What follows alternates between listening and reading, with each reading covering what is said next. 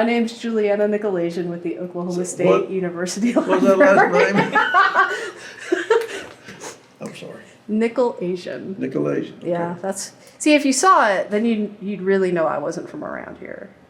Yeah. Well, you don't have to see it. I know can it. hear it. My name's Juliana Nykolaiszyn with the Oklahoma State University Library. Today is Wednesday, February 22nd, 2017, and I am in Frederick, Oklahoma, in Tillman County, interviewing Jimmie Smith for our Cowboys in Every County Oral History Project. Jimmie, thank you for joining us today. You're welcome. Well, let's begin by learning a little bit more about you. Could you tell me the year you were born and where you were born? I was born in 1942 in the town of Tipton, Oklahoma, Okay. in a house, not a hospital. All right. Well, tell me a little bit about your parents. My parents, my mother's family came from Arkansas here in the early 20s, and still got a lot of kinfolks in Arkansas that I don't know. My great-grandmother, her name was Campbell. She lived to be 102. She died in 1972 at 102. And her maiden name was Huffstutler. In her very long life family, she had 3 sisters who would be 104. I hope I've got a little bit of that. But anyway, on my dad's side, I really don't know a lot about the Smith side of the family. I know they lived at Burke Burnett for a while during the oil boom. Ended up at Hess, which is in Jackson County, and then ended up in Tipton. My great-granddad died, or my grandfather died, I think in 45, so I wasn't very old. I never did know him, but my grandmother Smith lived to be up in her 80s and left Tipton and went to Wichita Falls. As far as the background of the Smith family, I'm not one of these that want to know all about your family, but anyway, I've got 3 older brothers, all born in Tipton. My mother and dad moved to Arizona, but before they did, my mother got sick with appendicitis and it burst and she nearly died, and they farmed all the kids out. The 3 older kids went to my grandmother Smith and I went to my grandmother Campbell, and I ended up stayed with them and they raised me. My brothers all grew up in Arizona. So. Did you get to see your brothers often when you were growing up? We've always kept in touch, yeah. Not real often, but yeah, I say not that, but when we were real young, they would come back to Tipton about once a year, so I got to see them pretty well. We've all kept in touch, still real close. Okay. Yeah. So tell me what it was like growing up for you. I grew up on a farm. My granddad had a farm, and he managed a little cotton gin in Tipton. But I always loved to farm. And when I was in high school, probably the last 3 or 4 years in high school, I was his farmhand. I did all the plowing. I loved every minute of it. So I decided to go to OSU, and I got a degree in agriculture and come back home and farm. Okay. I'm going to take you back a little bit to when you're a little boy growing up on the farm. Okay. Did you have farm chores? You know, not really. Before I started the school, we moved to town. Mm-hmm. So I wasn't on the farm every day. Granddad had pigs and milk cows, but he always took care of that. I never did have to. Well, I'd say that. I took care of all my grandmother's chickens. But, you know, as far as having to go out and feed her milk, I didn't have to do that. But I was, when I started driving a tractor when I was 9 years old. And I did the plowing. So basically, as far as having to take care of cattle or chickens or animals, I didn't do that much. Could you reach the pedals at 9? Barely. Barely, yeah. But I like doing that. Mm-hmm. So your grandparents had a house in town and also the farm. we moved to town because it was a different school district, Mm-hmm. and they didn't want me to go to this rural school, Okay. so that's why we moved to Tipton. Okay. They actually bought a house. And they left the farmhouse empty for a while, and then my uncle moved into it. It wasn't modern when we left. Mm-hmm. Didn't have running water. Outhouse. Yes. Mm-hmm. But when he moved out there, he made it modern, which is the late 40s. Okay. We moved to town in 47, I think. What year did REA come through the farmhouse? In the late 30s, we had electricity. Okay. It was in the late 30s, early 40s when they got electricity out there. Okay. So kind of describe for me your elementary school in Tipton. Well, it was all in one, it was a two-story building. There was 2 first grades. I don't remember how many kids there were. And the old school was heated by a boiler and old steam radiators. So if it got really, really cold, it was pretty cool in there till it warmed up, and then it got too hot because all that didn't regulate real good. And then as you got older, you got to go upstairs. But in the first, second, third grades were all in the bottom floor of that old school. It had these great big round pipes coming out of the upper level for fire escapes. If you had a fire, you could slide down those pipes and get out of the second floor. We always got in trouble for playing on them. We weren't supposed to. Well, I was going to ask that. Oh, yeah. Because they sound like fun. Absolutely. Sneak out. And the problem was if you slid down from the inside, you had to come back up the stairs and you'd get caught every time. Yeah. Yeah. And I think I was trying to think what year I went to the high school. It'd been, let's see, went to we went from the grade school in 7th grade, so I went 6 years there, and I think they tore it down. They used it 2 more years and then built a new grade school and tore it down. There's an apartment complex there where the old grade school was. Did you take your lunch, or did you have lunch at school? You know, I lived 4 blocks from the school, and I walked home every day, about 4 blocks. My grandmother fixed lunch for me.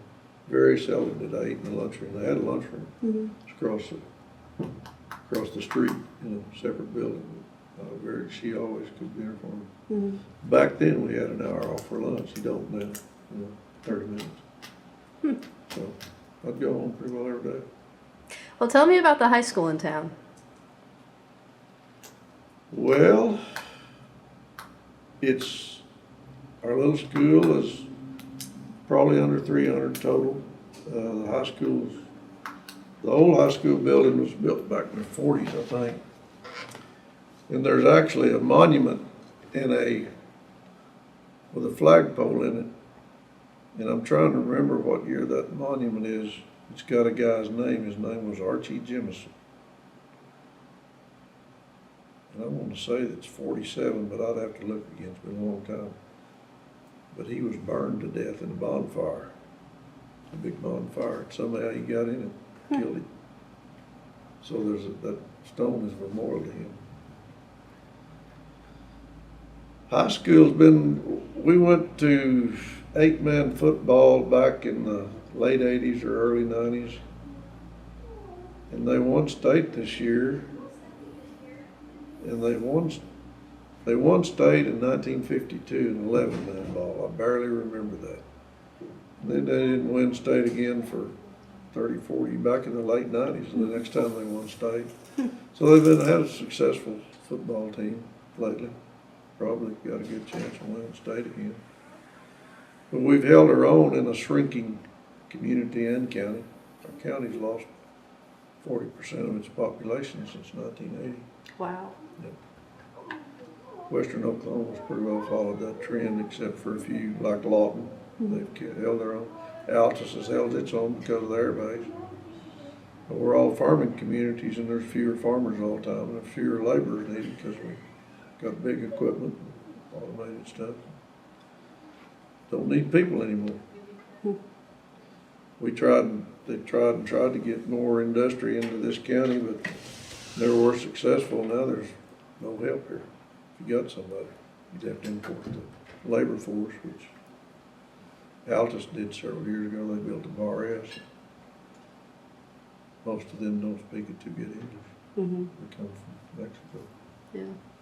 I don't know how this new deal's gonna affect them. They've been here a long time, most of them have. They may have green cards, I don't know the situation.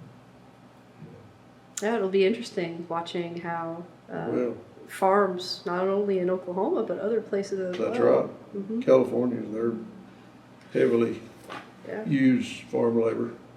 Yep. Florida does too. Mm-hmm. Anywhere they've got vegetables, they have to hand pick a lot of that stuff. They use a lot of labor. Well, let me take you back to high school, the old high school, your old high school, Okay. the old building. So, how big was it? Oh, trying to think how many. We had the FFA building was separate. Back then there was a home ec building. And 7th through the 12th grade was all in one building. I don't remember Tillman County Commissioner's Office. how many classrooms there were. It had a gymnasium and the classrooms were on both sides of it. And there was probably, No, I have not. I gave Michelle a I don't know, copy of one. 2 classrooms for every grade, almost. And she was gonna make copies of her own, so. But our classes, I think when I graduated, we had one of the bigger classes, seemed like there was 32. Jimmie on some kind of They've computer or been- something, so I can't call and yell at Did you have a subject you felt drawn to when you were in high school, or activities you enjoyed? I never did play sports. I played a little sports in junior high. I was always drawn to the FFA program. Okay. Yeah. And so, did you show? Yeah. What did you show? Calves, mostly. I don't think I ever showed any. I think calves about all I showed. Okay. Yeah. So, you're graduating from high school in what year? 60. 60. Thank you. So 1960 rolls around, you're getting ready to graduate. And are you thinking you're going to go to college? Yeah, I always planned to. Okay. Yeah. And so why did you select OSU? Well, I didn't start out at OSU. I went to Altus. It's a junior college today. I went a year over there first. Okay. And then I went to OSU. Well, if you're going to farm and be involved in agriculture, you don't want to go to OU, my goodness. Well, I wasn't sure if Cameron was an option or. No, there was. I don't know why. Okay. Well, then Cameron's only a 2-year school anyway. Yeah. I had a great aunt that lived at Norman. Her husband had a grocery store there, and they were avid OU fans. Back in the 50s when OU was winning all them Orange Bowls and stuff, they never missed a game. And she told me, she said, if you'll come to OU, you can live with me and I'll pay your tuition. But I went to OSU. So you, This wasn't my place. well, you know, I don't we interview all kinds, but I think you made a pretty good choice. know. I think so too. So you went to Altus. Did you commute from Yes. Tipton to Altus? Yeah, it's just 20 miles. Okay. And you're just trying to knock out your first year or Kind so? of got the basics out of the way, some of them English and history, some basic math, Mm-hmm. probably, and some chemistry. Okay. Had a good chemistry teacher. They had the chemistry classes in the high school, but the junior college used them as well. I was trying to think of this lady's, and she was a lady. And she had worked out at Los Alamos during World War II. So she was pretty knowledgeable. She didn't tell us what she did out there. Now I got a good idea what she did, so what she was involved in. Mm-hmm. She was very smart, very good teacher. So you decide to come to OSU. Tell me how you got to Stillwater. I drove What were you driving? 57 black Chevrolet. Did you have a nickname for your vehicle? No, No. no. Okay. But on the way up there, I cut through the country somewhere, and I hit a chicken, and it busted the grill out of my car. I was probably going too fast. Or that chicken was going too slow. I don't know which. A good start to your Yeah. college First journey. trip up there and I'm running a grill in my car. And you'll remember that chicken That's right. ever since. I hadn't thought of that in about 30 years, by the way. When you get to Stillwater, where are you living? We had gone up earlier in the summer and we lived in an apartment, another friend of mine. Actually, I was gonna live with a friend from Altus, and he and I and this friend from Tipton got up there, and my friend from Altus had another buddy with him, and I ended up rooming with the friend from Tipton for 2 years. And we were in this little old bitty, one room, all kitchen, what there was of a living room, bedroom all together. It did have a separate bathroom. And there was like 5 apartments in this little two-story house, and I think that house is still there. I hadn't been by there in a few years. Anyway, that's the way they did that up there. They'd make every little old room into an apartment. And pretty sure there was 5 in that house. How close to campus was it?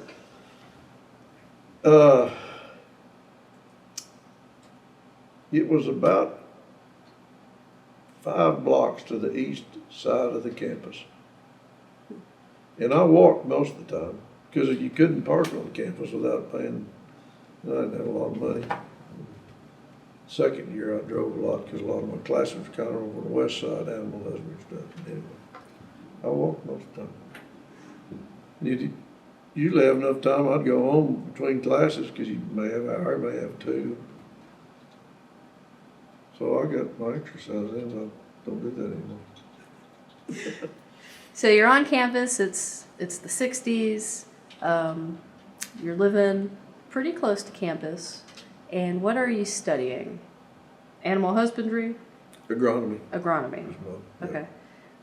And so tell me a little bit about any professors or classes that really stick out in your mind?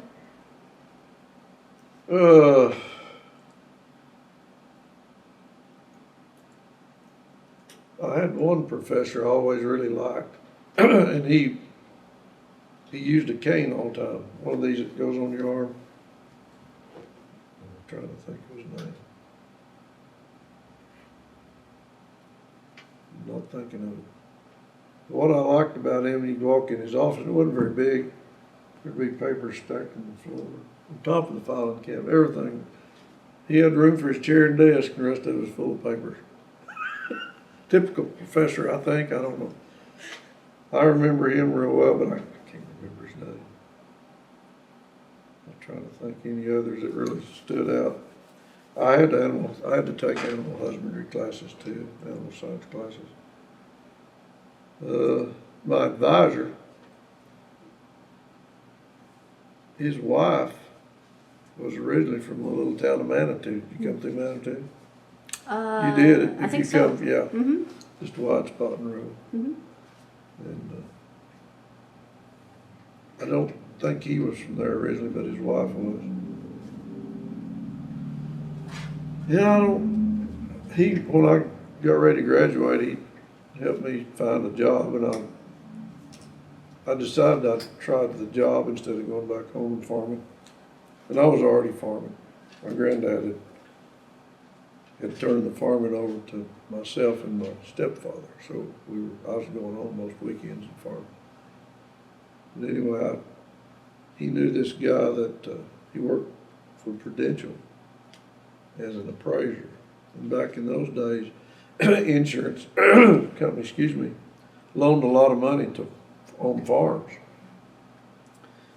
And anyway, I finally decided, well, I'll contact the guy and see what's available. I called him, he said, I heard somebody yesterday, so I went out the window, so I went back home to farm. I got out of school. But I remember some of my professors, but I really didn't have a favorite, because every year you'd have different ones, different classes. Where would you take most of your classes?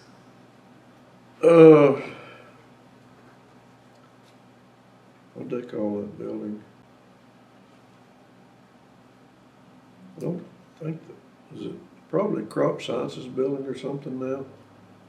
It's on the corner, I don't remember the streets. And then later they built, maybe while I was going to school last year, they built another one right by the side of it. And I think that forestry was in it, and I worked 1 year up there. I do remember this professor. He's named Dr. Tucker. No, that wasn't who I worked for. I do remember him. He was a soils professor. Oh, but anyway, later the guy I worked for, I work in the lab, earn a little extra money. What is his name? Anyway, when I was commissioner from 88 to 92, his son was a county commissioner in Custer County. So, anyway, he retired some years ago. No, nothing really stands out. Except they're probably all dead. I'm I sure don't think he is. they're up in age. Yeah. Yeah. There was one guy though, my granddad had a farm up, well, you probably don't know where Snyder is, but if you go on up 183, you go to Snyder, in a little town about 2 miles north called Mountain Park. And granddad had a farm about 4 miles north of Mountain Park. And there was a little guy, had a dairy out there named Westerman. And his son was working on his master's degree. And he's the one I actually worked for in the lab, doing nitrogen determination on forage crops, because that was his specialty. And he went back east somewhere, got his doctor's degree, and he was a professor back there for a long time. And he come back and at one time was the head of the agronomy department. But he's since retired. His name was Bob Westerman. That poor little old man, he didn't have a lot of cows, but I guess he finally got to where he could milk them with a milking machine, but he milked them by hand for a lot of years. Wow. Pretty tough life. In that old country up there is drought heat. If it don't rain every other day, crops burn up, and I don't know how the man survived. The only reason he finally retired, a tornado come through there and blowed his dairy barn away. Wow. And he quit dairy, probably in his 70s. That will do it. Yep. You mentioned you worked a little bit on campus when you went to school. Tell me about some of the jobs you had. I just basically had one. I worked for this guy, and he was doing research, working on his master's degree. And he was doing research on forage sorghum. And basically what I did, there's what is the name of that process called? Keldall method or something? It was a method of determining the amount of nitrogen in a plant, and you used real strong sulfuric acid. If you dropped it on you, it went right through your britches into your skin. I never dropped any. I was really, really careful. But I'd usually do that on Saturday mornings. You'd have all these samples in there to run. And I even prepared them. You'd have to grind them up real fine and put them in little bags and label them. I did that. And I guess, I did work for another guy. This guy, what was his name? He worked on experiment farms. And I went out and helped him on some of that. And I worked in the greenhouses some. I don't remember what I did in the greenhouses. Or shoveled dirt and manure mostly. Probably. Yeah. Getting stuff ready for experiments. But that's basically what I did. I didn't work a lot, but it's part-time. Where'd you eat?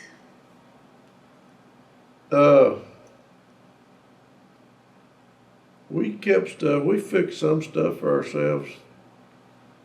I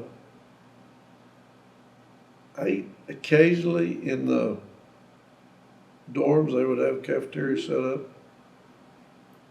The rest of the time, I know my junior year, there's a little cafe around there on whatever that main street was called the Rio Cafe.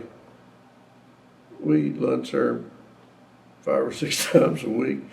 And there were some vet students, one of them was from Snyder that I knew real well, that was where we all went to eat, because they had pretty cheap food, and it's pretty good. But I ate some, we fixed some stuff at the house. We weren't very good cooks. You know, we could fry bologna and warm up a can of beans, usually. Not making too big. All I always hated about cooking, you got the mess to clean up when you get through. And you know, if you leave them dishes long enough, the mold and everything finally takes care of most of that stuff. It's true. Sounds like a college student. There you go. That's right. I didn't eat macaroni and cheese, though, I'll have to say that. That'd become a favorite later, I think. So you worked a little bit, studied maybe a little bit. Did you have time for fun? A little bit. Where'd you go for fun? That's a good question.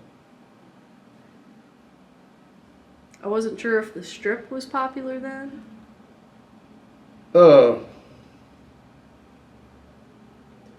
Yeah, there were some activities on the Strip. I was trying to think. Right on the east side of campus, there was a little hangout. What was it called? I don't know if it's there anymore or not. Maybe we better not go into all that detail on where I hung out. It might shock some people. It may. Yeah. I don't know what we did most of the weekend, to be honest with you. Worked on our old cars, trying to keep them running for one thing. Mm-hmm. And we'd drive around, you know, and hawk the girls, and there was a Sonic there. That was a favorite drive-through place, you know, through Sonic. I don't know where else we hung out. There was a place out north of town, somewhere out toward the airport, I think. I don't remember the name of it, but I know we was out there one night enjoying life. Somebody stole all the hubcaps off my car. I never did put them back on. We noticed some guy stuck his head in the door a couple of times. Just stuck his head in the door, you know. Well, they were watching while they stealing my hubcap. Wow. But back in those days, hubcaps were popular. You know, you had these fancy hubcaps. I didn't have them anymore. Somebody else got them, so I never did replace them. So you never got into too much mischief. I never got thrown in jail. That's positive. Yeah. That's good. That is good. You mentioned you come home quite a bit to help farm. Yeah, especially my senior year. Yeah. Well, I did during the summer. You know, when we were most weekends on drive. How many acres were you farming back then? Oh, we had, I guess, close to 500 we were farming. Wow. Just a small deal compared to now. Quite a bit then. Instead of farming 500 acres, people farm 5,000 acres. And so you always thought you'd return back home.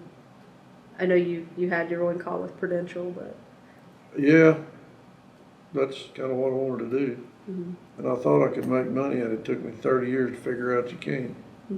But I stuck with it. I tell my banker every year, I know I can't pay you up, but don't worry, I'm not leaving you. and you know where I live. That's right. Wasn't worth coming after. Well, as graduation started to come closer and closer, you know, you pretty well made up your mind you were going back home. Yeah. Well, no, I really hadn't. I thought that's what I was going to do, but then I did check this job out that didn't pan out, so that's okay, go on. Okay. And did you go to graduation? Yeah, I did. Okay. Tell me about graduation. Well, there was, good gosh, we had it in the football stadium. I was trying to think, there's about 2,500 graduated, something like that. I think at that time there was about 10,000 on campus. I don't know what there is now. It was pretty, I think since then they do graduation for one school at one time. I think everybody marched together that night. It took forever to get through that. I had the gown, the cap, 9 yards. And my granddad came up, my grandmother had deceased, but I was the first one in my family to graduate. And my oldest brother finally graduated. It took him, he served 4 years in the military before and then he started going back to school. So we're the only two. I was the first one, anybody in my family to go to college and graduate. So I've got a son that graduated from OSU since then. My oldest son went, but he didn't stay. Stayed 2 years and got tired of wasting daddy's money and his time. He has since finished though, at Cameron. There we go. He worked for the sheriff's office here and he started going over at nights. In some classes in the day, finished a degree in criminal justice. Now he's working on a master's degree because he's working out at the hotel. My oldest son finished animal husbandry. Did you attend any sporting events while you went to school? Yeah, because we go to those football games. We had those tickets. You could go free. But I went to more wrestling matches than anything. I love to watch the wrestling. We had some really good teams back then. I'd go to a ball game, basketball game. Henry Idle was still coaching. I didn't think he was great then, but he turned out to be a pretty good coach, I guess. Football sucked then, boy. If we won 3 games the whole year, we had a winning season. It was horrible for years. And I bet the attendance was a little light. There's always a seat available. I don't remember what year it was, but I think my mother-in-law, I was married the last year I was in school. They come up, we got tickets to go to the game. We're playing Kansas, and I think that's the time that Gale Sayers gained 283 yards himself against OSU. Needless to say, we didn't win. Well, you mentioned you got married, so tell me how you met your wife. We grew up together. Okay. Her brother and I were best friends all through high school. And then he got married, and I was in his wedding. Of course, his sister's 4 years younger than me. She's still in high school. And anyway, after going to the wedding, we got together and ended up married. We will have been married, we've been married 53 years, we're working on 54. Wow. Oh, what's her name? Sure. And did she come back to Stillwater your last year to live with you? Yeah. She tried to go to school up there, didn't work. What didn't work? Taking the pill made her deathly sick.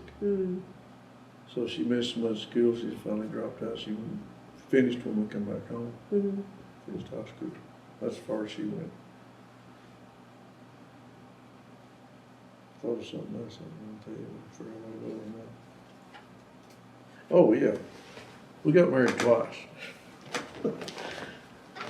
Kind of a quick deal. We decided to get married, and we didn't have much time before school started. This was in August.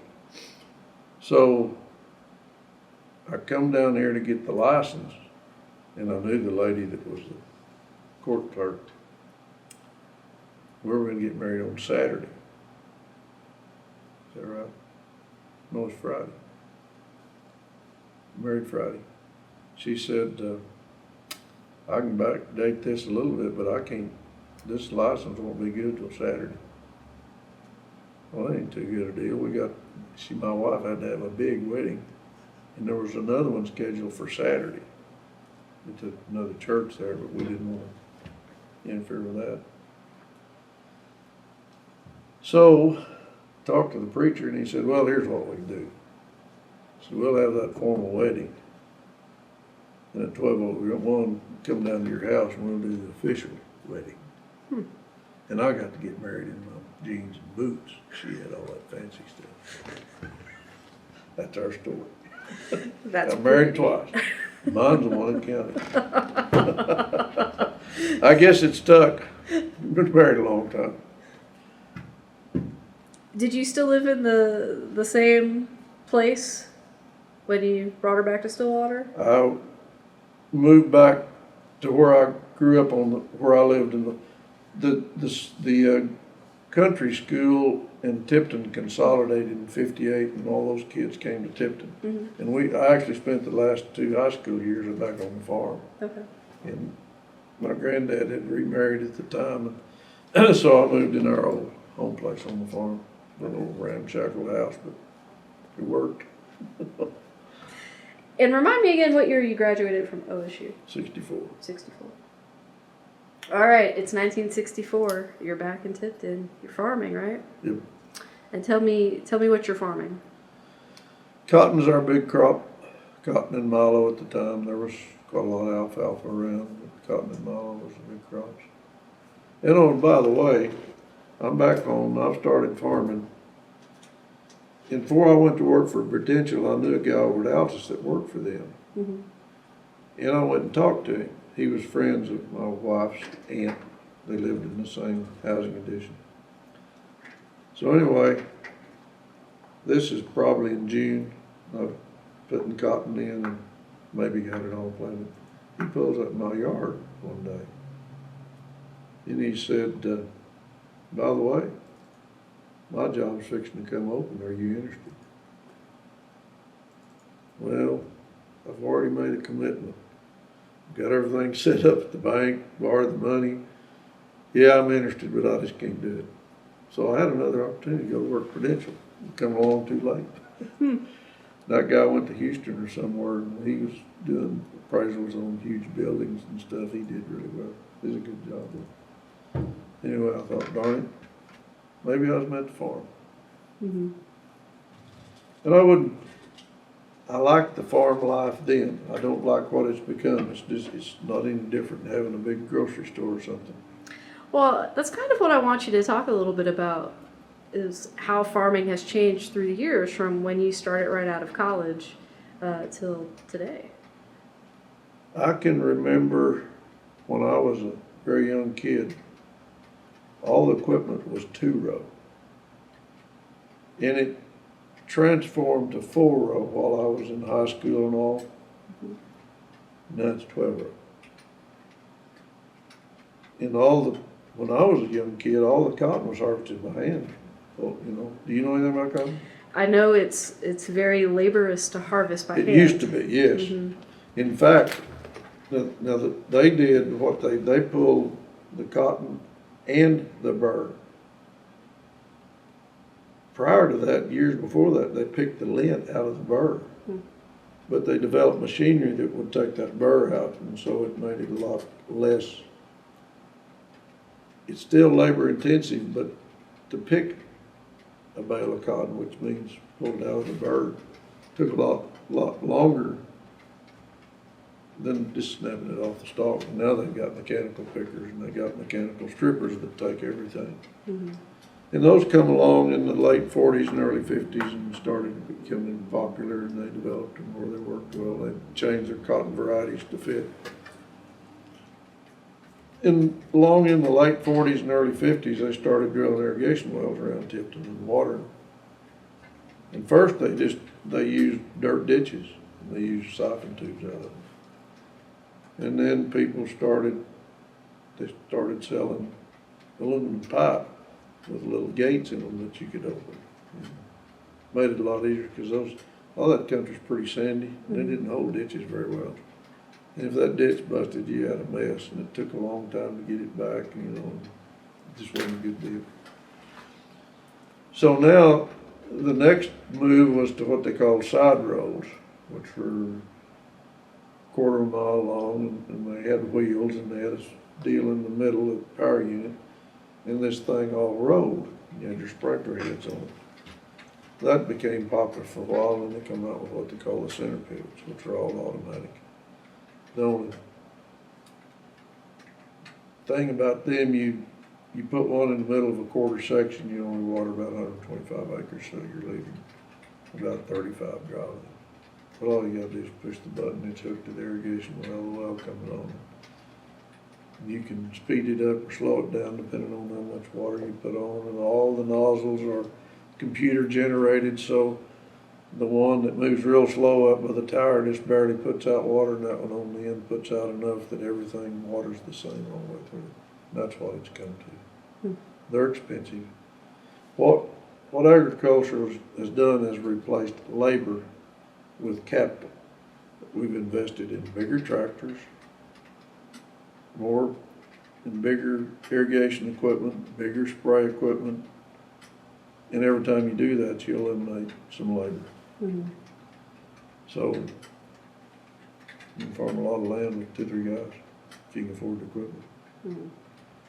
And back when I was first, Granddad had 2/4 of ground. That was pretty good size. There were some farmers that farmed 5 or 6, 7, 8/4 of ground, and they didn't own most of it. They rented it.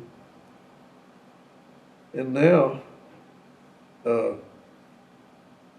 10,000 acres is becoming more common than 1,000 used to be. Yeah. Back in the 20s, 30s, and 40s, there was people who made a living on 40 acres. They raised most of what they ate, and the crops they produced made the mortgage payment on the land. And if they had any extra, they paid on the mortgage. Or people didn't travel back then. You was lucky to have a car. So if you're a full-time farmer today, how many acres do you need to make a living in? I can't tell you that answer. I don't know. I can tell you, 1,000 acres probably won't do it. There's very few farmers farm that little. If they do, they've got everything paid for. They don't owe anything. They pay no interest. Of course, interest has been cheap. I don't know. There's a friend of mine over at home. He was farming about 7,000 or 8,000, and he's trying to retire. He's cut back. There's guys over in Jackson County that farm 7,000 acres of just cotton. In fact, out of that one vineyard family, probably got 10,000 acres of just cotton, plus wheat and whatever else they raise. Mm-hmm. So it's a big time deal. It's kind of like, I call it the Walmart effect. Everything's getting bigger and better, but you cut people out. So I don't know where we're going to create jobs, because we're replacing people with robots and automobiles in a lot of industries. Well, tell me how your service on the county commission got started. I served on the excise board. You know what that is? No. Oh, my goodness.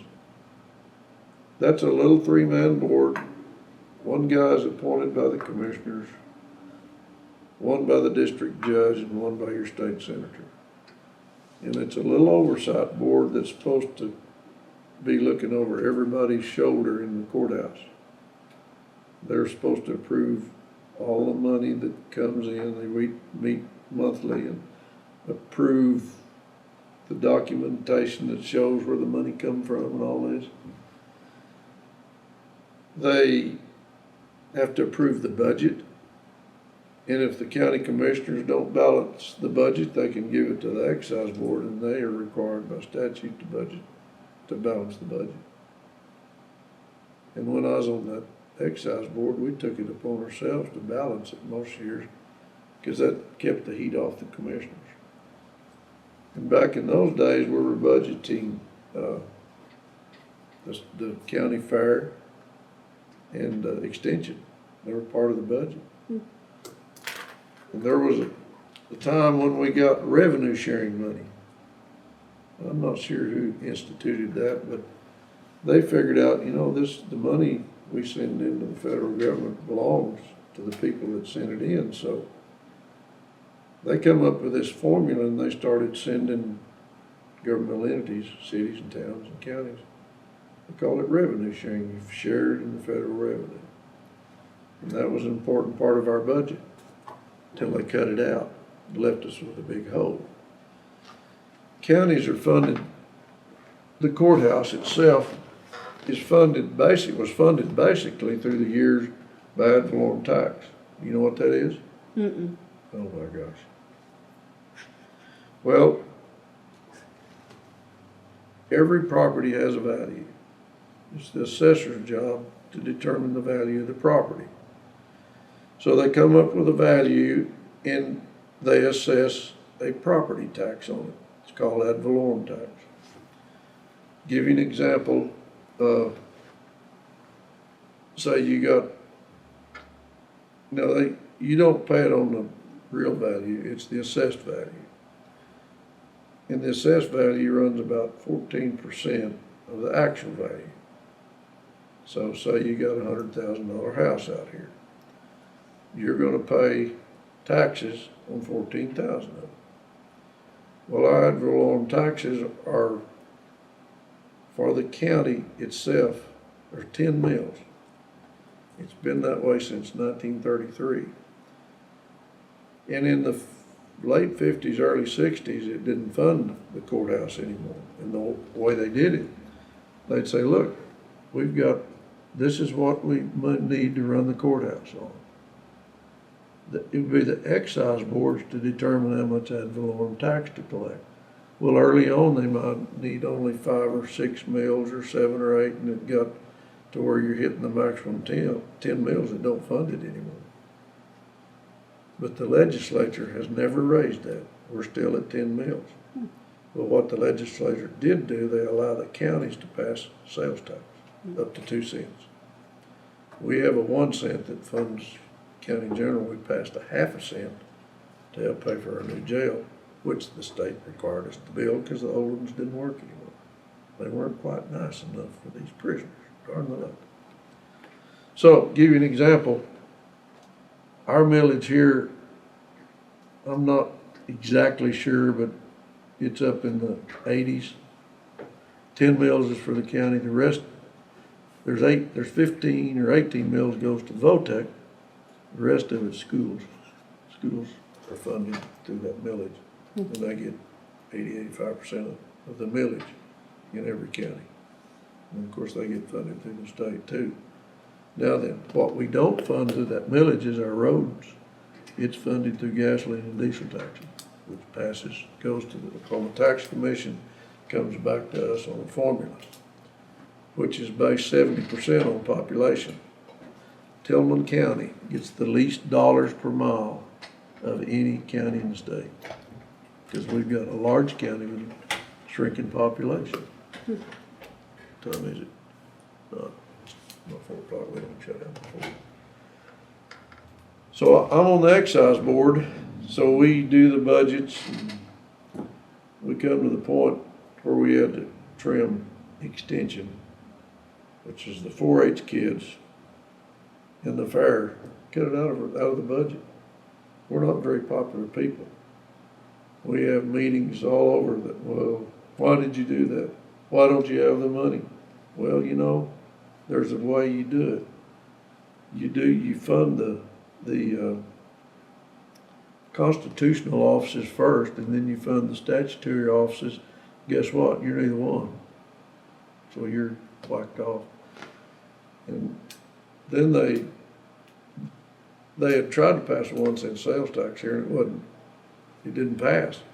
And Extension didn't support it till the next go around, and they worked really hard because they didn't have any money, and they got it passed.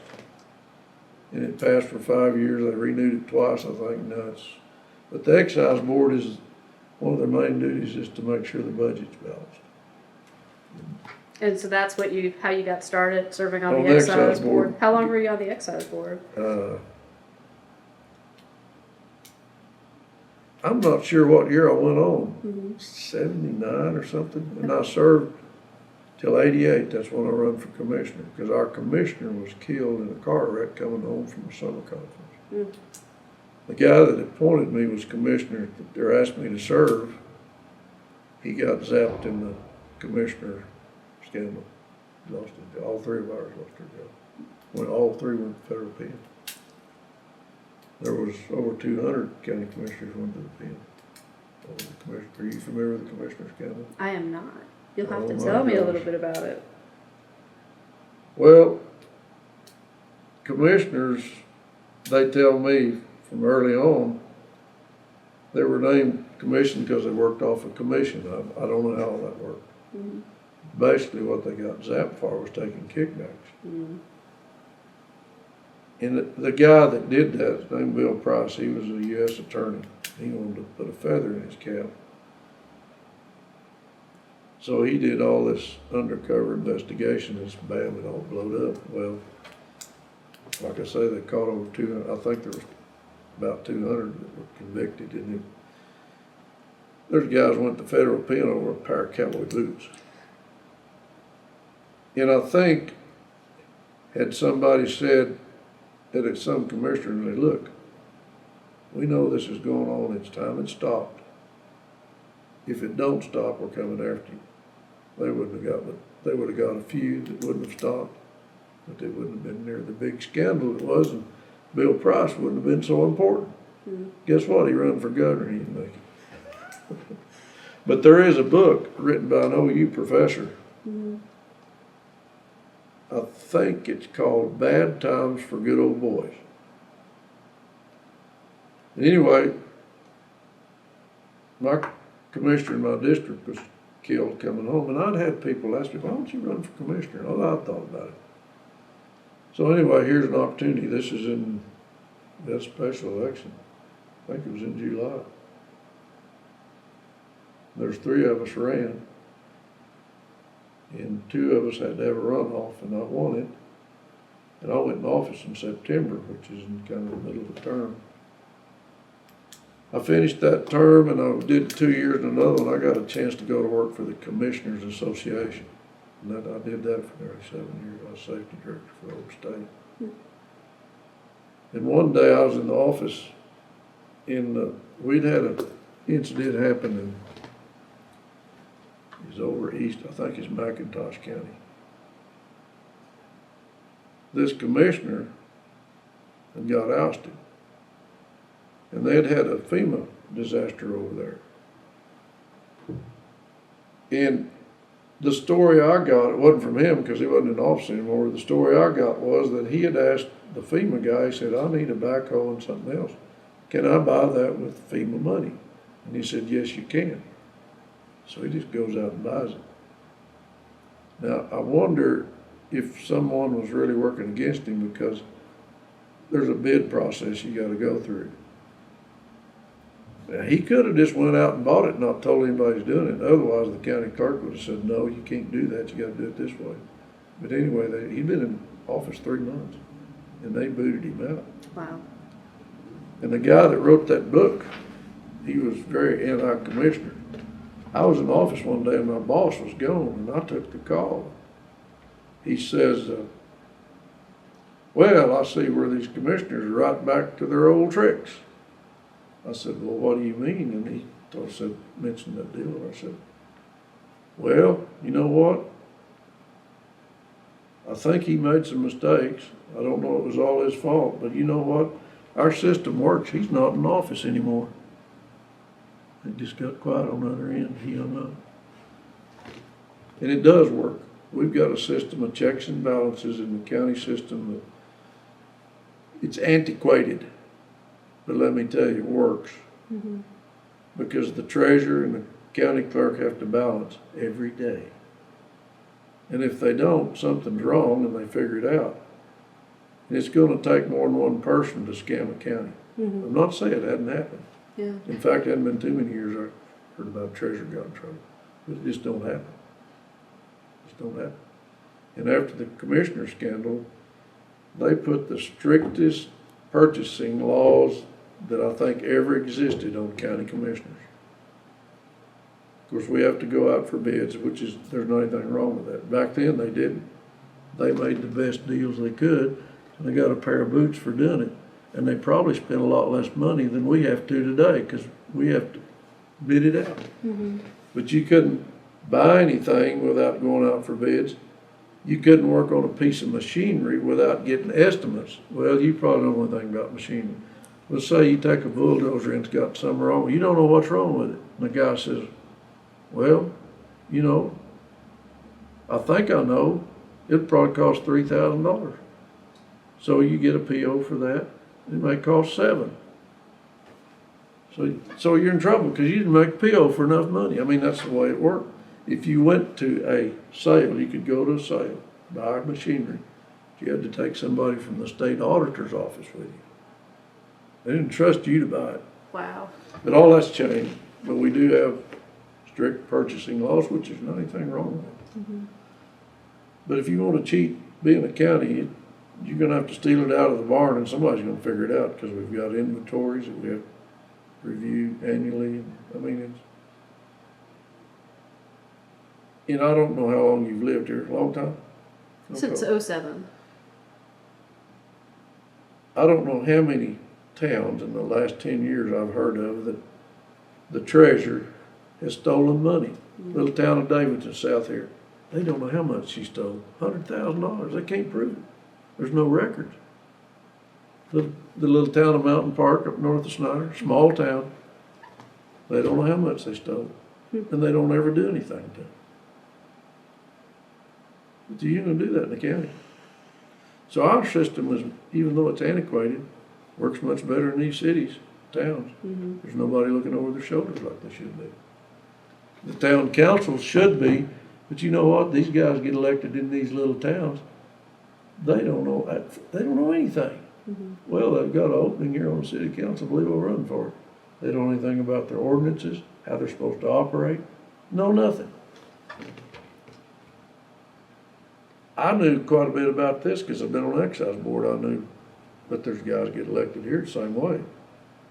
But the most you'll get is 2. At one time, all 3 commissioners and the county clerk ran the same year, but they've changed that up. That way you don't have 5 new people coming in that don't know What's going on? what's going on. Yeah. Well, how has Tillman County changed through the years? You mentioned a lot about the decline in population. Because farms have consolidated. We used to have more industry out here. And I guess it's like everything else. There was a company called Aviol. They did work on jet engines. And they moved it to Fort Worth. And a lot of the people went. And then there was some other factories out there, but through the years they've all closed it. We've got one left. I'm trying to think the name of it. It keeps getting sold. What they make is rubber moldings for cars and trucks. You know, that goes around your doors and stuff. I think they're owned by a British company or something. But they're the biggest employer besides the schools. And if it ever goes, it won't be pretty here. We just closed our hospital back in the summer, yeah. And we're trying, I'm not on the hospital board, but we appoint 3 members of the board. We've got a nursing home that was part of the hospital. It's still going. But some years ago, they kind of turned the operation over to Comanche County because it was in trouble. Now Comanche County's in trouble. And they pulled out of the hospital, and 28th is the last day they're having anything to do with the nursing home. We're in the process of trying to get that hospital back open. And we've got a company we think will be willing to do it. But they don't want the nursing home, so we're gonna try to keep it going. It's still going. Long enough maybe that we can get somebody to partner with us, or maybe we can get enough people in there to stand on its own. But that's what happens. And the sad part about rural America, you go to a hospital in Oklahoma City or Lawton, the federal reimbursement is higher for those hospitals than it is the rural ones. So and then when Obamacare come on, it's got every hospital in this state almost losing money. So you lose your hospital, and if we lose this nursing home, that's a few jobs, but it's a blow. Then you've got to go 30 miles somewhere to the hospital emergency room. So we've lost industry, and they tried for years to get some kind of industry back in here. Well, when one closes, the workers there have got to do something. And there's usually not enough jobs locally for them to stay here, so they move on. You lose population. And every time you lose an industry, you lose population. So we've gone from 12,000 to in the 7s since 1980. Wow. How are your schools hanging in there? They're holding their own, believe it or not. Our little school at Tipton's been about the same for several years. They've done well. Davidson is on the verge of closing. They've got 60, 70 students. They got in trouble a couple of years ago. Couldn't pay all their bills, and they had what happens when a public entity or the county, I'll give you, for instance, if we get sued and we lose the lawsuit, we do have insurance now, but 30 years ago, counties didn't have insurance.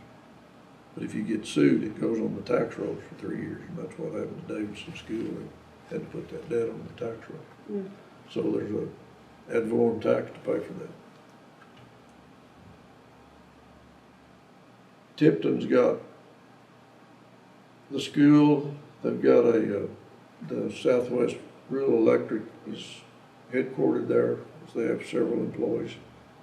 They also have another sub-headquarters, because they've got about as much line miles in Texas as they do Oklahoma.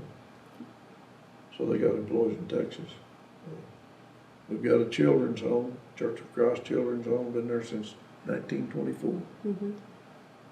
But I think we've got 23 kids. At one time there was 200. But DHS controls all that. And they don't want to put kids in group homes, they call them. Right, they're phasing them out. Well, there was a group out of Virginia, group of lawyers going all across the United States to phase out group homes. Mm-hmm. Why? Foster homes are so great. There's 10,000 kids waiting to go into foster homes in Oklahoma. And look how many's died in foster homes. So what's so great about that? I'll get off the soapbox. I mean, you see things happen like, and then well, I don't know. We probably shouldn't get into politics. I don't know where you stand. And cotton's still the main crop in this area? Cotton and cattle probably is the two most valuable crops, yeah. Mm-hmm. But farms consolidated. We've lost industry. You can't get it back once you lose it. Because somebody comes and looks, first thing they're going to ask, well, how many workers do you have available? 0. So you can do like Bar S. They opened it, and then recruited all their people way down there. Mm-hmm. They may be in trouble, I don't know. Time will tell. That's right. Has oil and gas had an impact in this area? Very little. There's some oil production here. There's been some new production, but it's not enough. The problem with oil and gas, they get a 5-year exemption to pay for all their stuff before they start paying taxes. Mm-hmm. And most of these little wells they're not big producers like you see, the big gas wells and stuff. There's a little bit. I think our gross production tax take was maybe $12,000–13,000. When like Roger Mills County used to get over $5 million a year, Mm-hmm. and it dropped to $2.5 million, and they wanted to know why. Because production didn't drop that much. So they hired a lawyer, Beckham, Roger Mills, Washita counties, all got a lot of oil and gas production. Hired a lawyer to figure out, are they cheating us or what? You know what he told them? There's no way I can tell. All their stuff is, it's not open record. So they don't know. Interesting. It's all up to them to keep the records. You wonder, well, you know, if the county's getting cheated, more than likely the royalty owners are too. Well, switching gears, you mentioned your 2 sons. I got 3. 3 sons. You have 3 sons. Yeah, we adopted one when I was 44. Okay, so 2 of your boys went to OSU. Yep. 1 graduated. Yep. What's he doing now? The one who graduated. He works for a company called Triangle Insurance. It's a cooperative that provides insurance to co-ops. Okay. What did he study at OSU? I think animal science, Okay. I think was his major. Yeah. And your other son started at OSU, finished up at Cameron. What's he doing now? He works at the Voltech. He's got his program is construction trades. That's what he teaches. Great. And your 3rd son? He struggled. He didn't do too good in college. He had some learning disabilities, and he's working in AutoZone in Tulsa. Cool. He's trying to find a better job, and I don't blame him. But that's a story within itself. We're laying in bed one morning. Our kids are about all. Our middle son was a senior in high school. Oldest son's at college. And we get this call from a friend. Sharon, we've got this incident. My sister does. She worked in the hospital. They've got a baby they need somebody to keep for 10 days. My wife said, well, yeah, I can do that. She goes to the hospital and picks him up. It was a found up adoption. He's supposed to have been adopted. Had it all arranged. His mother was a nurse. She got pregnant, was single. She had a 16-year-old son, and I guess she was a large lady. Her son never knew she was pregnant. She supposedly went on vacation, had the baby. So anyway, we go get the baby.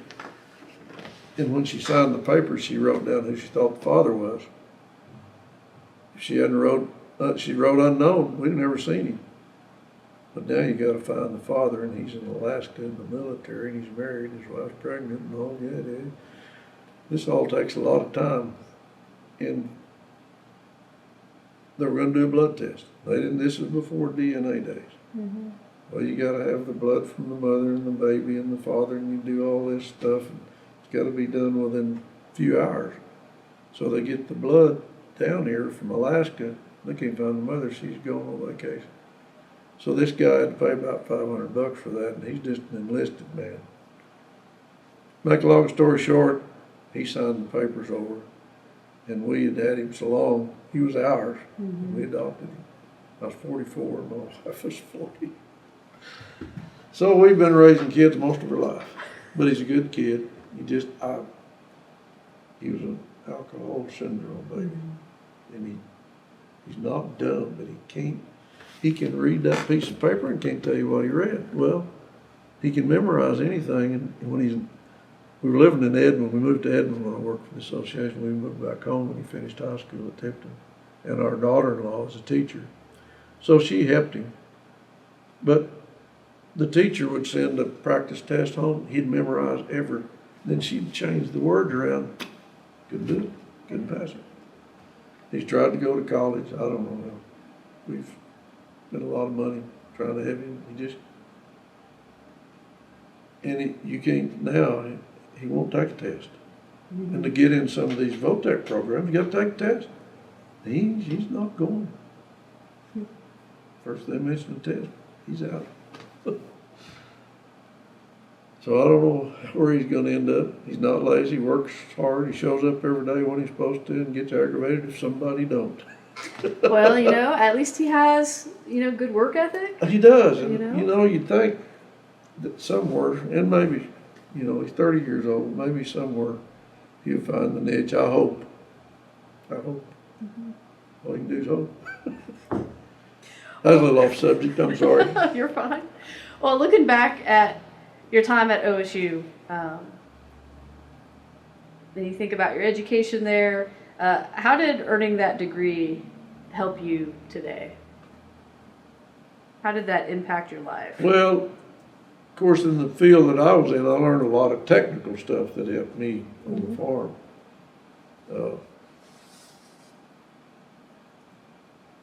If you're a good student, you've got a discipline to study, and I didn't do too well with that. But the very fact you've got that piece of paper though can open doors for you, and it has in later years. When I went to work for the association, had I not had a college degree, they probably wouldn't have hired me. Even though my degree was in agriculture, and I went into the safety field, and the only thing I knew about it was how to spell it. But they hired me. And I had a master's degree by then too. So anyway, it's just like our 30-year-old son without that paper. He's just working for wages, and it's not very good. It's not a good living. And my hope is he'll find a good rich girl and take care of him. Yeah. There you go. Well, when did you earn your master's degree? In about 1990. In what area? Public school administration. Really? Yeah. I was going up there for a teaching certificate. I thought farming wasn't going real well. I'd about borrowed all the money I could borrow and couldn't pay any back anyway. So I had a friend that was ag teacher over there. In fact, his wife was the one that called us that morning about the baby. Her sister was working with us. Anyway, I went to Cameron, checked over there. I took my transcript. My GPA wasn't real good. And this professor over at Cameron, I told him, I said, yeah, I know that's not very good. He said, well, let me tell you something. your GPA back then would be 1% higher today. It's that changed that much. Well, that made me feel good. Maybe I wasn't so dumb. But anyway, my friend was going to Weatherford. They have a program on Monday nights for teachers to get master's degrees, and he was actually working on the principal certificate. And then you can only go to OU or OSU to get the final. But anyway, we were riding together, and they were running. They've got what they call Southwest Transit. It's a recap buses they run. So we'd take one of them up there. There'd be 7 or 8 of us go to school on Monday nights.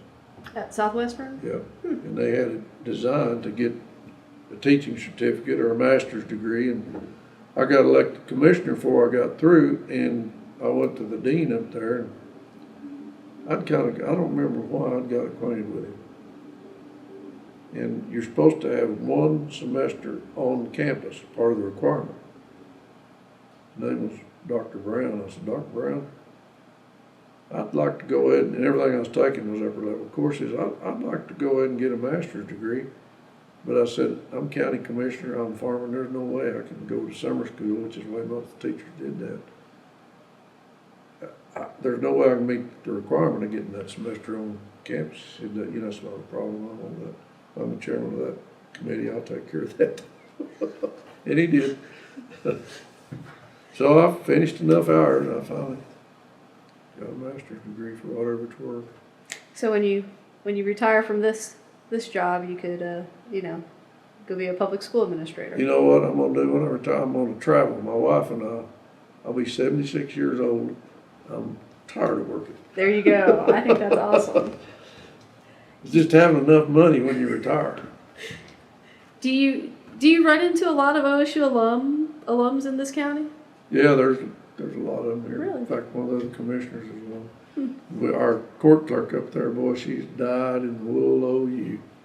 Boy, do we have problems at football time. She comes in that door when we lost this year. I told you so.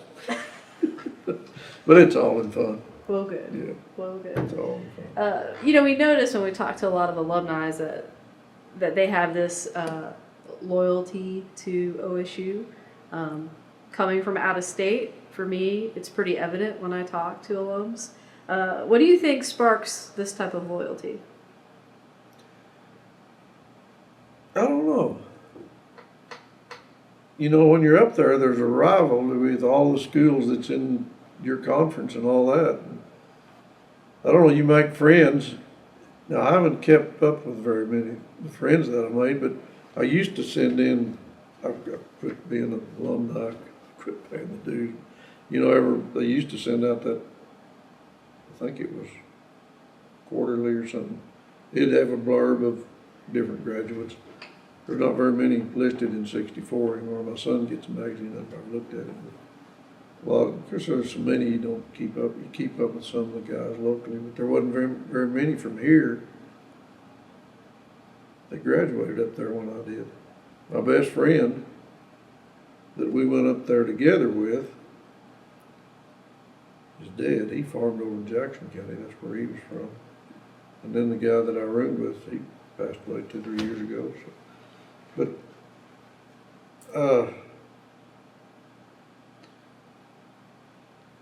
I'm not sure. It's almost, to me, it always was kind of rural versus urban OSU, because it's a land grant university, and all the farm kids go up there, and there's a few go to OU. The OU's always had the money. Mm-hmm.